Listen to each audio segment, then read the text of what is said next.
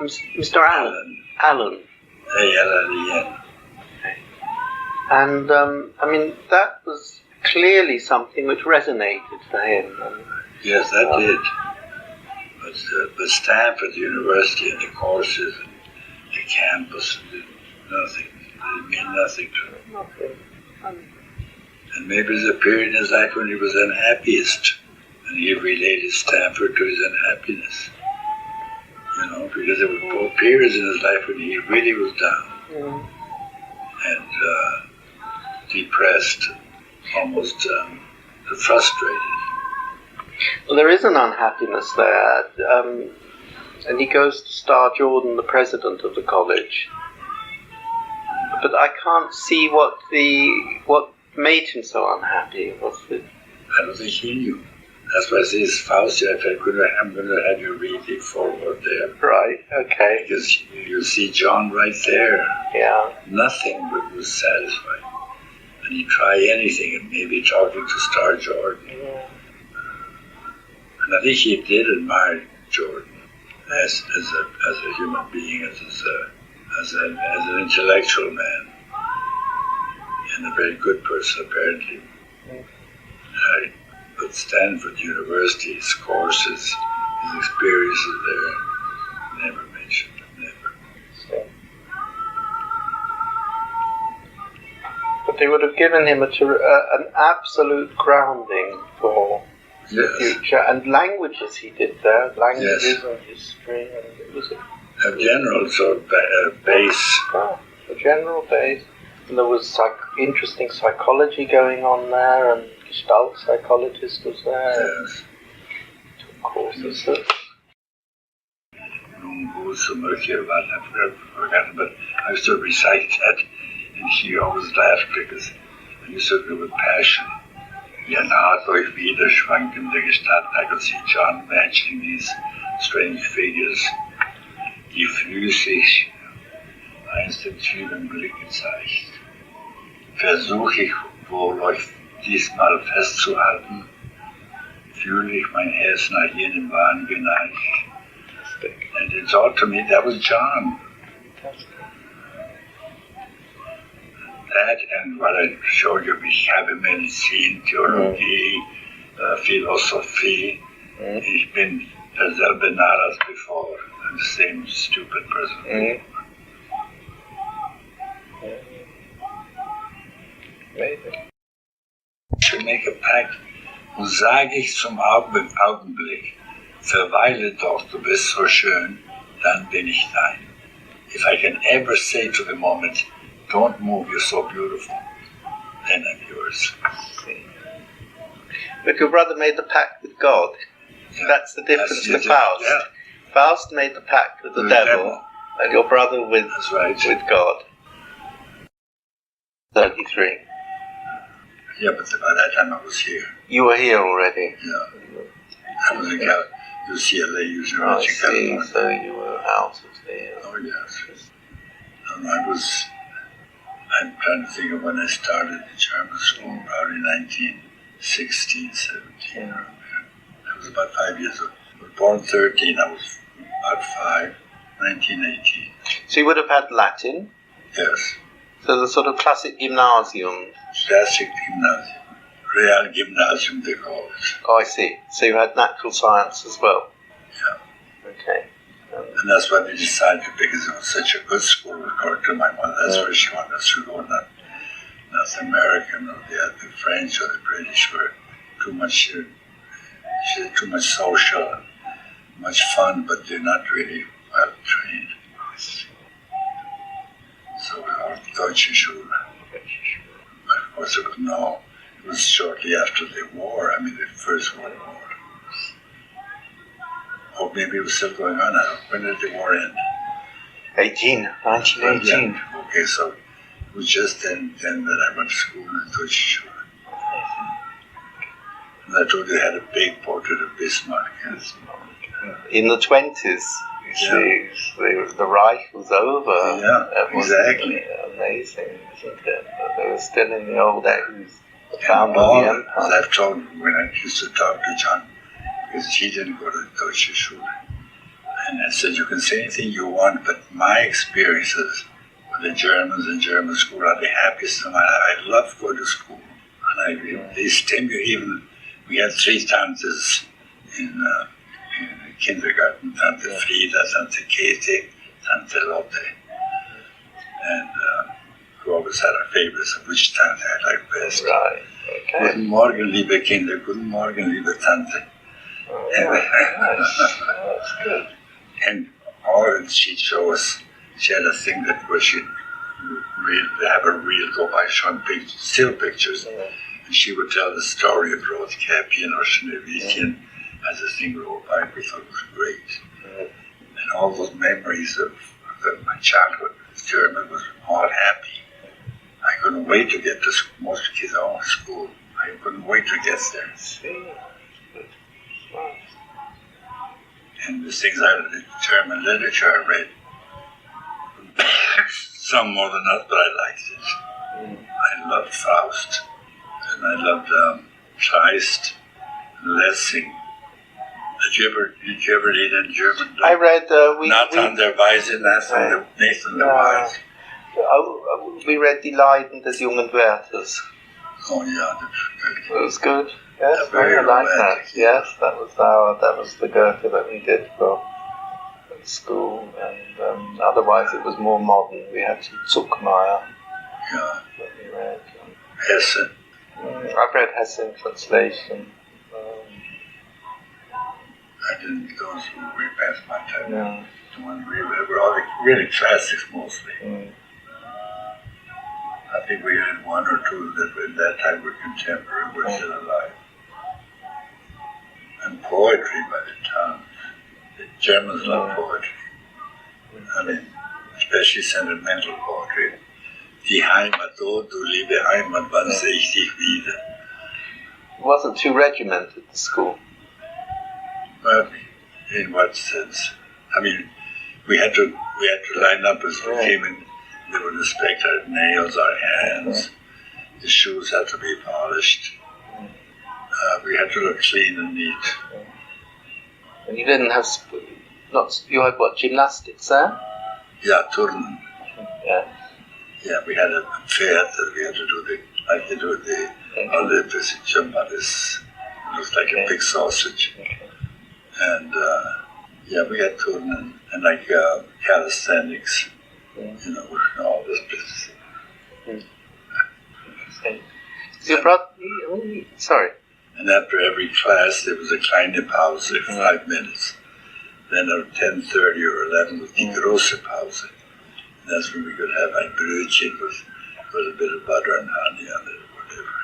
But your school day would have ended at 2 in the afternoon, or? About 3. 3, so that you got out earlier. Oh, yes. That's it. Yeah. You started early? Or yes, we were in at 8 o'clock. Right, so that was the different schedule. Unless you had to do Bleibstarrest, you had to say the rest if you did something wrong, or if you heard you speaking Spanish, for example. You were arrested for an hour after school.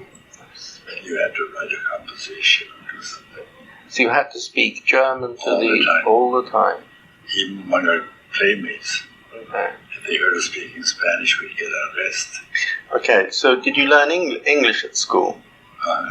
You had English. Englische Stunde and Spanische Stunde.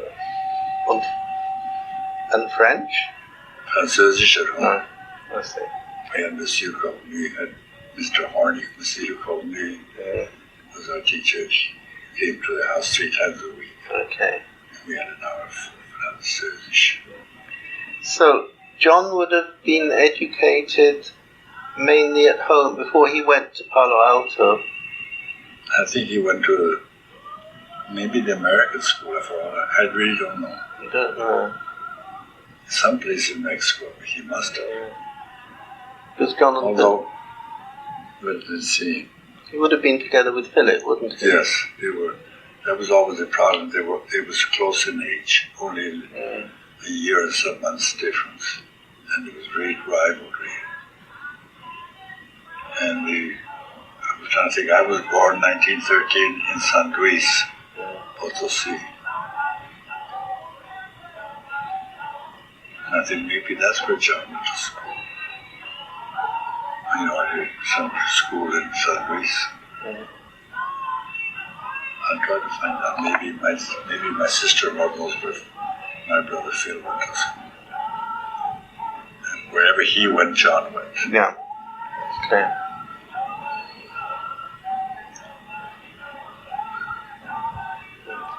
And Phil was kidnapped at 19.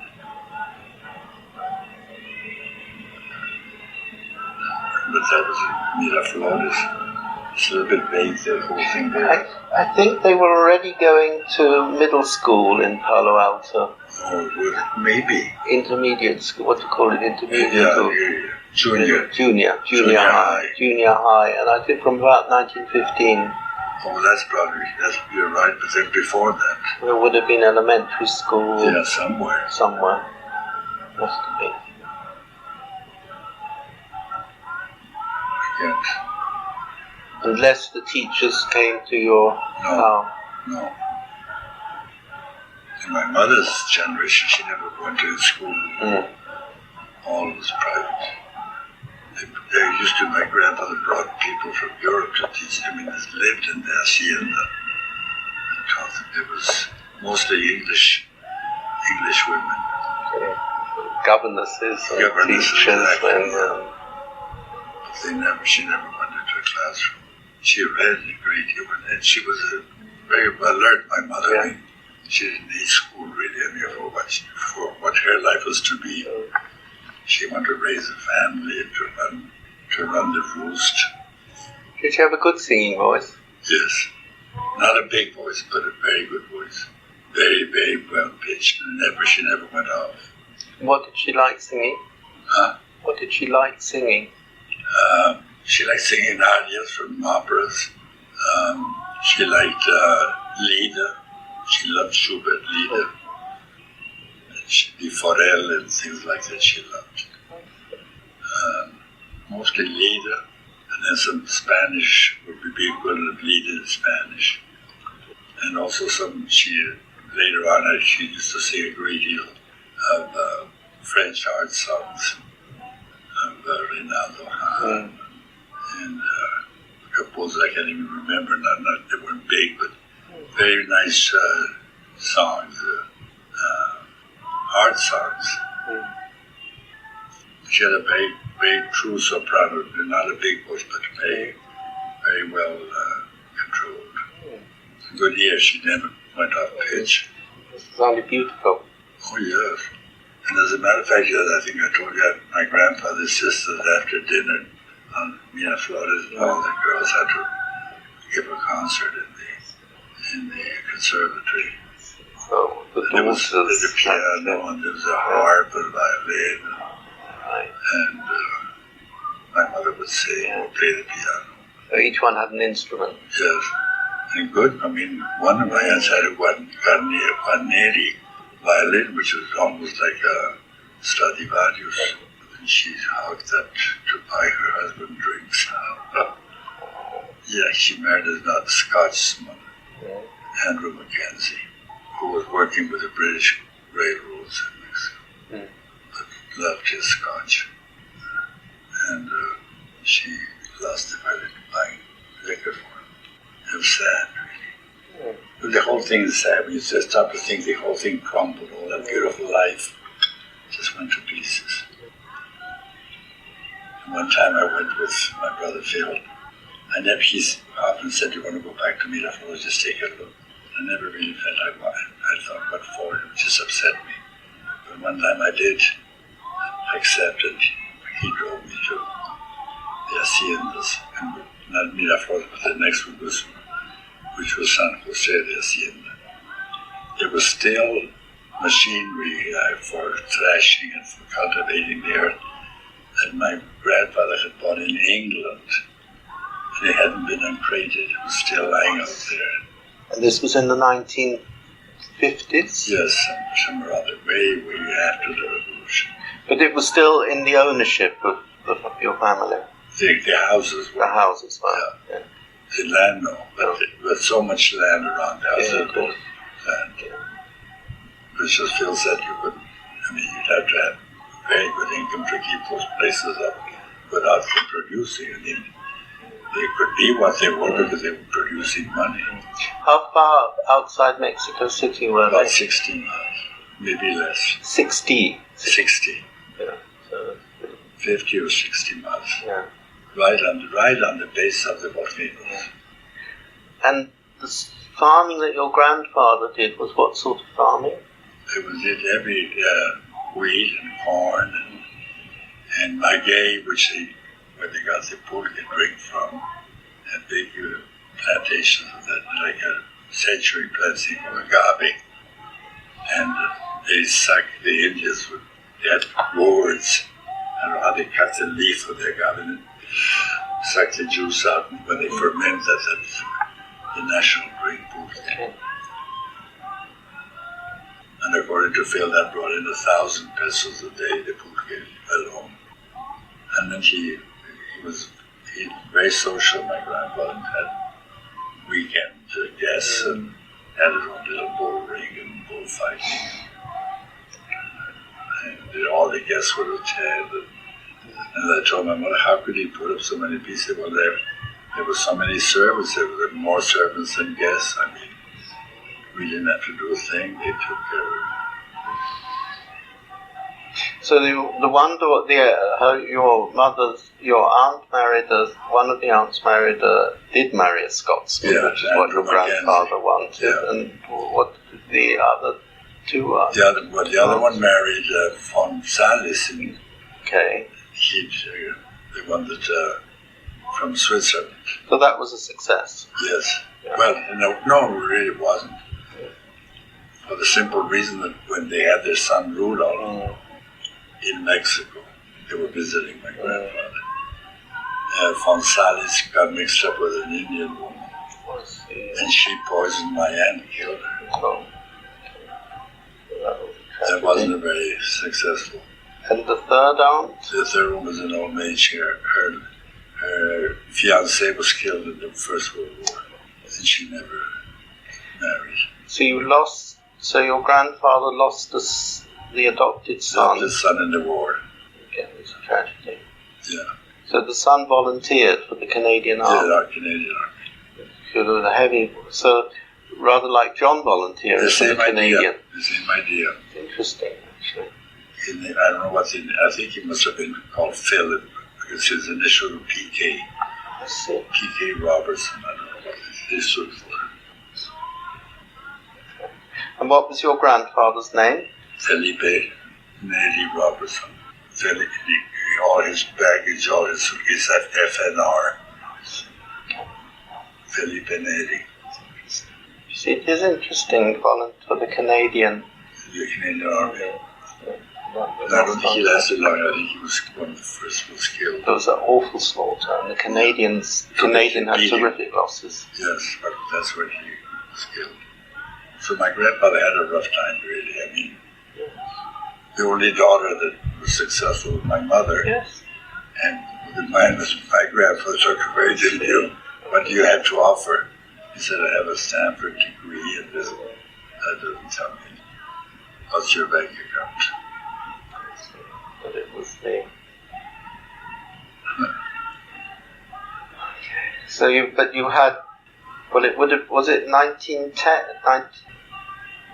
It was after your sister died that you were all accepted by the... Yes. No. Before. Yes, after she was born, the one that died. Right. Then there was Phil born, then John, and then Consuelo. She was born 1910. I think around 1910. Yeah. Perhaps. Yeah, because she was about 7 or 8 when she got the Spanish flu.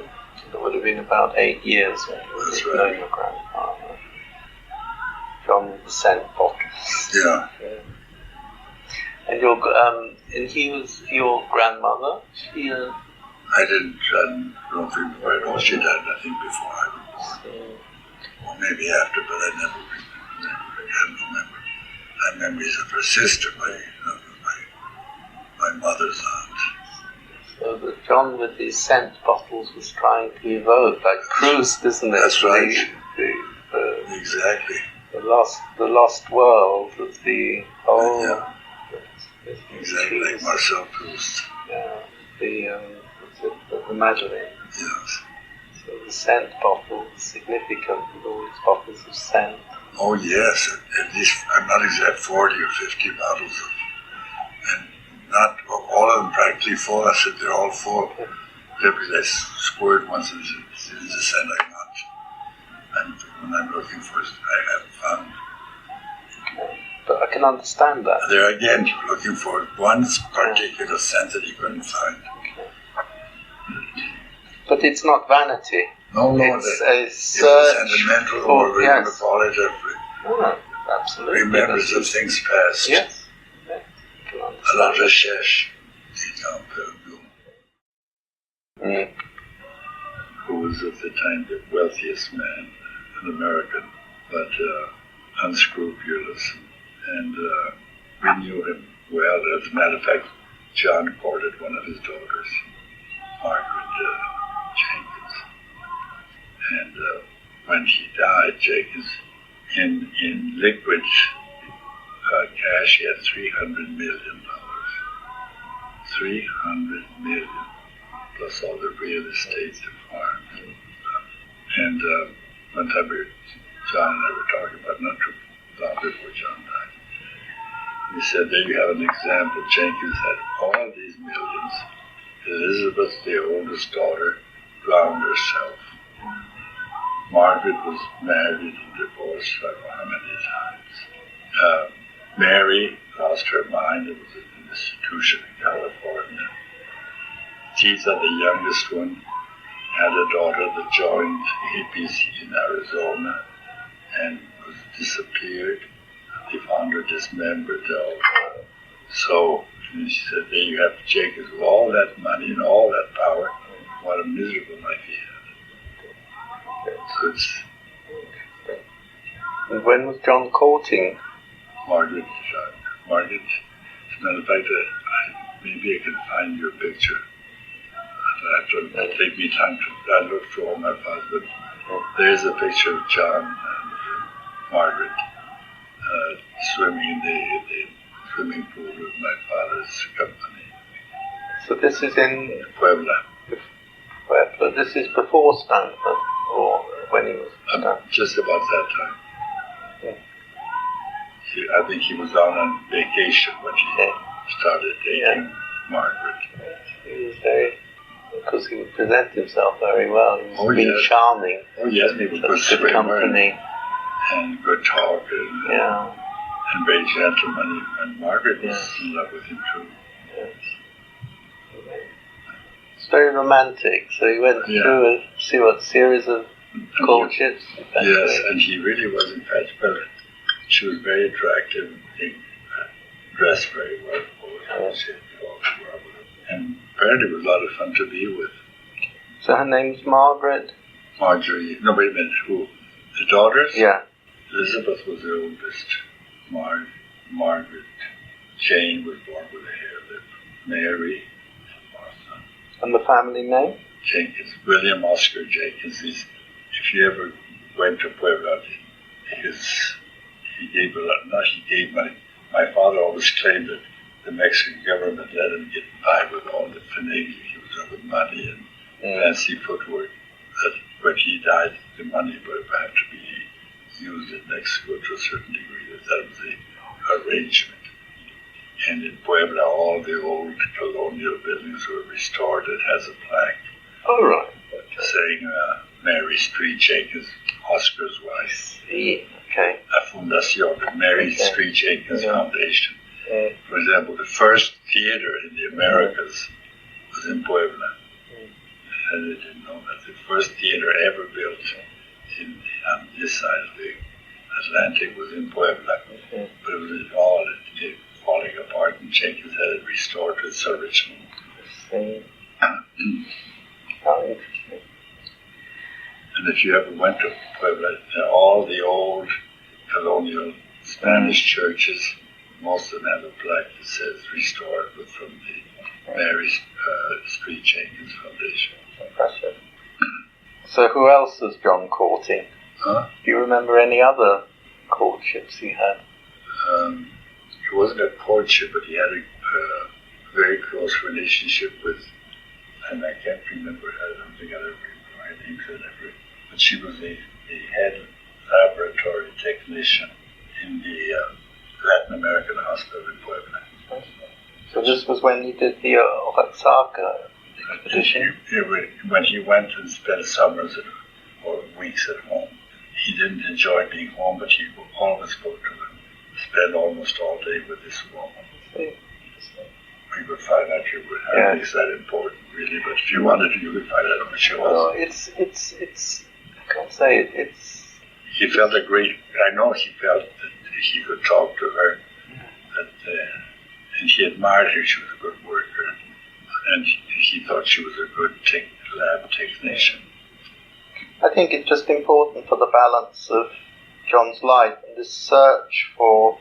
He was. I think, saw himself originally in a much more conventional way. Yes, probably, yes. That's right. Thought that he was going to be a neurophysiologist, whatever, university academic, and doing this laboratory research. And hemmed into whatever he was doing. Yeah, and it was then with must have seen himself at some stage settling down and marrying and so on. It never quite managed that. And, I think it is important in the balance of his life, really, because he seems later in life to, and I hope I can say it, I found that men talk about him in a much more sympathetic way to women. Yes. I know he had very close, for example, to Jean Rosenbaum, apparently Jean Rosenbaum, very close. Well, and also the woman you saw in London. Natasha, you think that was a special? Yeah, I know that she was mad about him. Yeah. But he wasn't mad about her? No. No. No, as a matter of fact, I think he was mad about in an adolescent sort of college age boy with Margaret Jenkins. I mean, he thought she was great. But again, it was all in his mind. Why didn't that work then? Yeah, only God knows. No, and he'd get tired and then that was get tired, that's the problem. Yeah, because it didn't turn out the way he thought it might turn out, or it didn't stimulate him anymore. That he didn't want to be part of it. No. And he was flattered that she liked him, I think, because when a person has millions, and many suitors, and she used to always go out with him, enjoy being with him. And she was the typical little flapper of the 20s with the hair, reddish hair, wore very high heels and showed her hips and shit. Goes through that. It starts off so conventionally. Oh yes, that was typical high school or early college romance of the little flapper with a little hair and high heels. So that was after the disappointment with the girl that became your sister-in-law, wasn't it? That was after the Palo Alto competition. Oh yes. Yes, because Phil married Geraldine Wagner when she was only 16. She was a little girl actually when he brought her to Mexico. But that was a lifelong relationship. Another teacher, I would say. She came from a very, how should I say, good but very basic German family from Minnesota. Her father was a linotype operator and working at Stanford, doing the linotype for the Stanford newspaper. And she was very pretty, very attractive girl, but didn't have much background culturally, very attractive physically, cute, but their difference in background was too much, And then the poor Jerry had to contend with my mother, who wasn't easy. When they first married, my mother had a big tea and invited all important social lights to me, her daughter-in-law. And Jerry came to the tea chewing gum, and my mother was shocked that he's so vulgar and all this, you know. And I think Jerry felt that my mother was sort of riding her, tried to improve her manners and upbringing a little bit, how to behave. And it was hard on her. But she wouldn't have been right for John. Oh no. I mean, although you'll be surprised after the last years with John visited Mexico to spend a few weeks with all right. He and Jerry were closest, and he spent more time. My mother felt it. She said, you know, he spends more time with Jerry than he does with us here. How interesting. She was amazed of it. She said, I wonder why does he spend more time with us here? She's always at Jerry's. Okay. So it wasn't so painful, that Palo Alto period, No, that he went back to that. Yeah, and the pain probably had vanished or subsided, and he still liked her because he liked her outgoing. She had no pretenses. She didn't try to be what she wasn't. And a good person, and still, of course, she had aged and all, but she was still attractive, and she was a woman that all men liked. She knew how to deal with men and flattered them and made them feel important. And I think John liked that. Although she was, say, intellectually very limited, but her openness, her I'm not trying to be, but I'm not trying to keep up with you intellectually. But she always offered him good meals and sat and talked. But he would have liked companionship. Yes, companionship, and as he said, I trust Jerry because she's so open and so honest. I mean, there's nothing devious or... And then he writes the play, doesn't he? That's right. Drama. So that must have been at the time that he was... That he wrote the play when he was with UNESCO. Oh, that was before. Yeah. So he would have seen, this was at a visit about 1960 or 60. Before, maybe 50s. But from the time he lived in New York, whenever he came to New York in the 50s, wasn't it? 56 or so. Then he used to come to Mexico quite often to spend a couple of weeks. And that's when he re-established a connection with Jerry. As a matter of fact, my sister-in-law now, that Phil married after Jerry died, was working with my brother Phil as his private secretary. And when John was in Mexico, he had her do all his appointments with Fromm and with other psychiatrists. She is a very efficient person.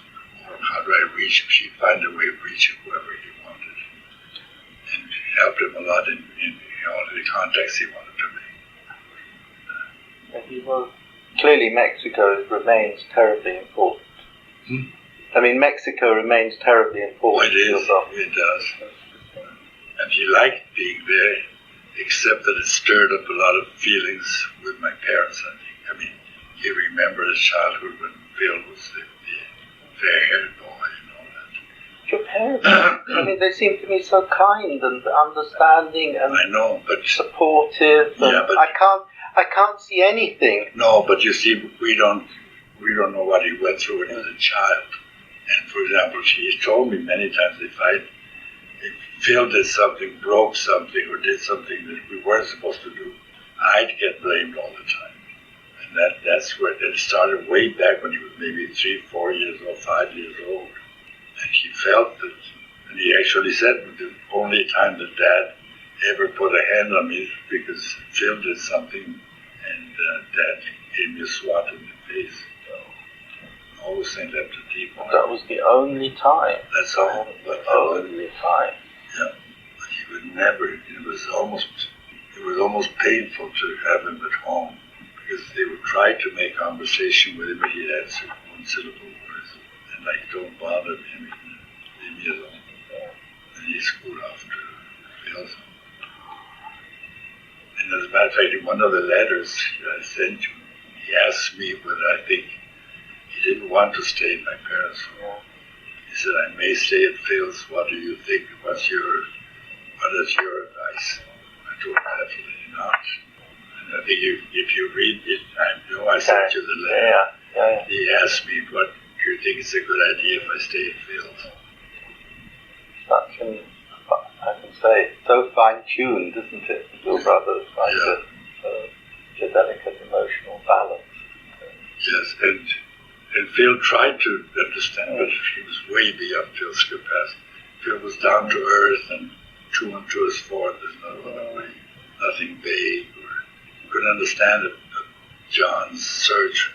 Said when he asked Phil for money, he said, "I can't understand you with all the degrees you have, all the college education, and you still have to ask me to have your books shipped." That hurt John a lot. Sure. Because he would have, your brother would have, the sense of trust would have been involved. Absolutely. And then from then on in, he didn't want to have anything to do with my brother Phil. And then he asked me, should I stay at their home? I said, no, by no means stay at home, at mother and dad's home. She was not, what should I say, a partisan to one or against the other. She was trying to be very good to all of us. She was very concerned. She used to worry about him a lot when he stopped writing for a while. And, she really was happening. Where is he? What you thought to say, I mean, it sounds as if wonderful equanimity, and that your parents had a very loving relationship. Yeah, as a matter of fact, John said, they declawed us, because we never heard one angry word at home. But they were not angry with each other. Exactly. I should say it to John. Why would there be an angry word? They were perfectly happy. I mean, I think that it's very beautiful. Yeah, but she said it's not possible. It's not possible. There are times when people do have differences and argue or have some kind of a confrontation. And we never heard or saw, and judges say maybe they do when we're not around. I said, that I can't tell you, but I know that they were happy, lived for almost 70 years, married. My father used to send my mother flowers or buy flowers every day for her. So they were, amusing things done for John, but in the later years my father used to love to take a drive, have the chauffeur drive through the park, Chapultepec, and when he'd come back home from the drive, he always tipped the chauffeur. My mother used to say, it's ridiculous. He's getting a salary, a good salary. Why do you feel you have to tip him every time he takes you for a ride? Not good help. It was the regard, isn't it? Yes, but she held the purse strings. My father was always giving to everybody. And her birthday came along, and she didn't have cash, and she had all the money. So when she wasn't around, he opened her purse and took some money out of it to buy her Yardley's cologne that she liked. So he went and bought her a bottle of Yardley's. But then he felt so bad of having stolen the money from my mother that he went across to the church to confess. It's not stealing. No, of course not. It's not. And it's the present and the gesture. But he was so upset that he'd done it that he had to go and confess with her. Sweet. You can't say that. Well, your brother's so disturbed. It clearly was. It's not a disturbance that had been created by... No. And then, of course, not only was he disturbed by my parents, but Phil was such a physical man, and John wasn't. And I think he early on felt that Phil was much more, Phil was much more popular with the girls at high school in Palo Alto. And Jerry was the catch of all the girls in that school at the time. Okay. She was the most attractive, the cutest, and good dancer, a lot of fun, loved football games, and Phil married her. I must see if I can find her photo in they had this yearbook, Madrona. Oh yes, the Madrona.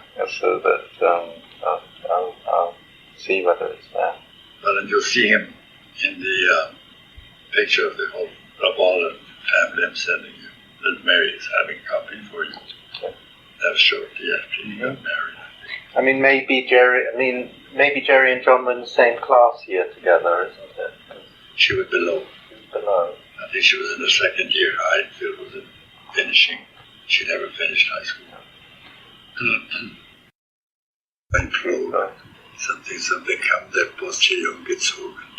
I think it's late now, but I'm not sure. I remember that lieblich war die Maiennacht. Silberwölzlein flogen. Something kam der Postillon gezogen. And he also liked der Erlkönig. Schubert's wonderful. Writes is so something. Right, so spät in die Nacht. Yeah. And you have the child crying out. That's right, Vater, what is it? Don't worry, it's just dried limbs that are fluttering. And then it's awful, isn't it? And then at the end, das Kind war tot. Erreicht der Hof mit Mühe und Not. In seinen Armen, das Kind war tot. This is very moving. And there's such suffering in Schubert. Yes, and also the maidens that were courting him to go with them. The boy that was dying with fever. Mother sang that. Ja. Wer reizt es so spät durch Nacht und Wind? Es ist der Vater mit seinem Kind. Got all these old Fischer Dieskau recordings at home. Although that's actually a man's song. Yeah. Most often it's just sung by baritone. And the last it says Kind war tot. They don't even sing, I don't just say tot. You remember the Fischer Dieskau? Huh? The leader singer, Fischer Oh Dieskau. yeah, I loved him. He's one of the great, all the